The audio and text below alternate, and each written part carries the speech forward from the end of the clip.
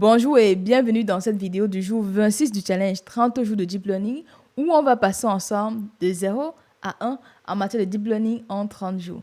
Dans cette vidéo, nous allons voir ensemble 5 notions essentielles que vous devez absolument maîtriser lorsqu'il s'agit de travailler avec du texte et des séries temporelles sur le Deep Learning. Le premier point important à savoir, c'est que les modèles LSTM, RNN ou encore GRU sont les modèles les plus adaptés lorsqu'on souhaite travailler sur des séquences, c'est-à-dire des données qui ont un ordre, qui ont une structure. Par exemple, les données temporelles. Je sais que le PIB, à la date T-1, T-2, T-3, T, T plus 1, T plus 2, il y a un ordre logique, on parle de séquence. Si je prends le texte, une phrase, je ne peux pas permuter en fait l'ordre des éléments dans une phrase, ça change son sens. Bonjour, comment allez-vous? Je n'ai pas dit allez-vous, comment, bonjour. Vous voyez, il y a un ordre dans les données textuelles. C'est la raison pour laquelle ce sont les séquences.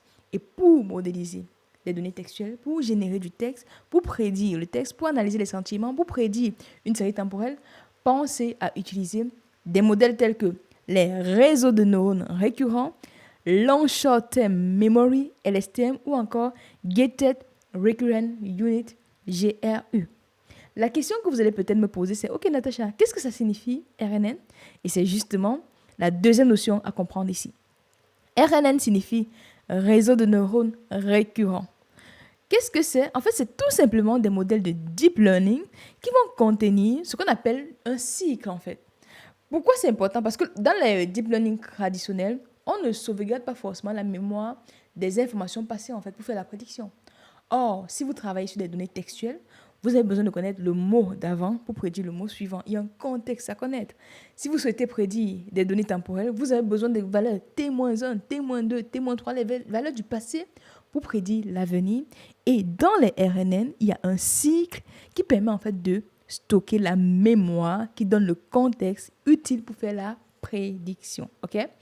RNN, il y a un cycle, il y a une mémoire, on stocke les prédictions passées qui vont nous aider pour la prédiction actuelle. Il y a un problème majeur justement sur les RNN, c'est que parfois, si la séquence de mémoire est trop importante, on peut avoir un problème.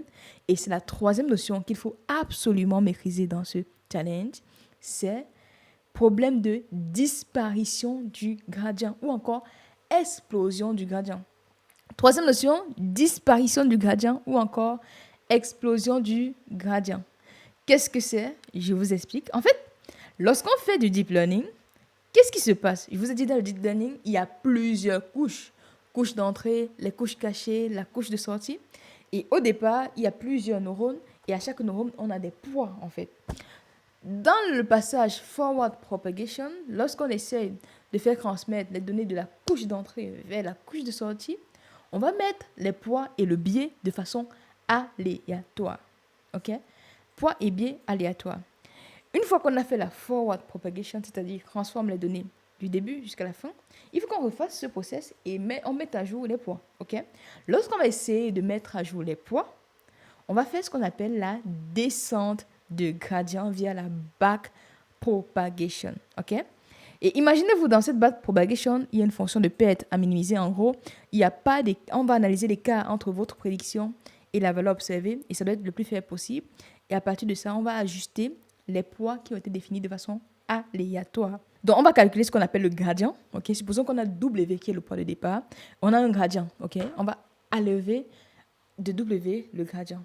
Vous voyez qu'en enlevant de W le gradient, si c'est trop faible, en gros, W ne change pas trop. Et de la même manière, si le gradient est trop élevé, W va exploser. Donc, quand W est faible, quand le gradient qui est ici, qu'on veut rajouter ici est faible, on parle de diminution du gradient. Quand c'est élevé, c'est l'explosion du gradient. D'où vanishing gradient problem, qui est un problème majeur des RNN qui ne sont pas capables de stocker des longues séquences en fait. Vous vous demandez peut-être, les RNN ne sont pas capables de stocker des longues séquences, mais parfois dans la pratique, on a besoin justement d'avoir cette longue séquence.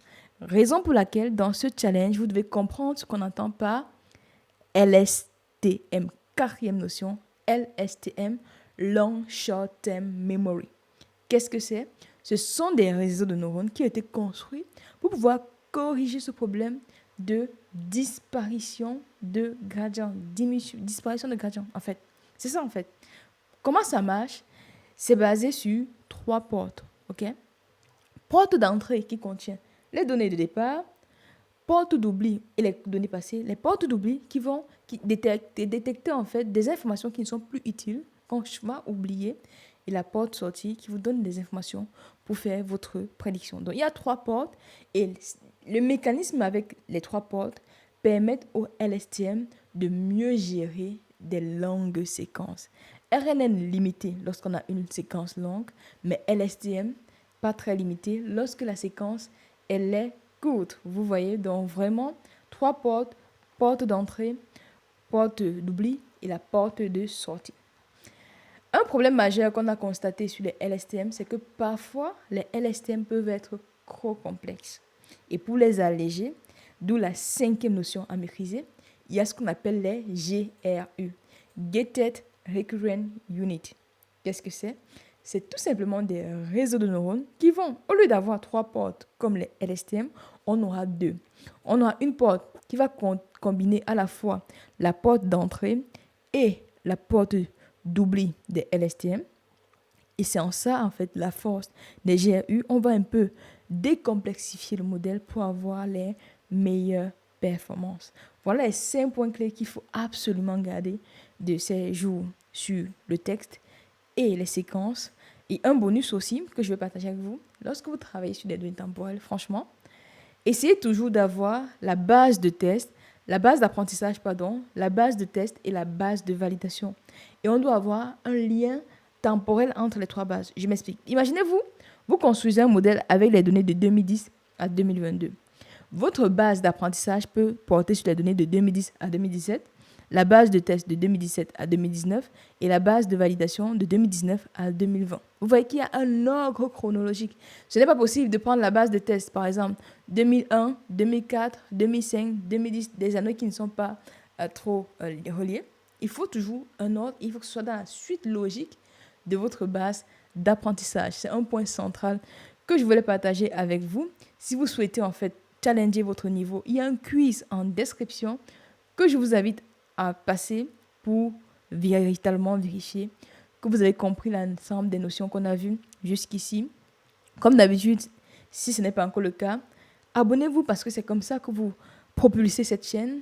Likez, commentez, partagez et surtout, si vous souhaitez revoir l'ensemble de la playlist, ça s'affiche juste ici. N'hésitez pas à partager cette playlist à d'autres personnes qui souhaitent monter en compétences en deep learning.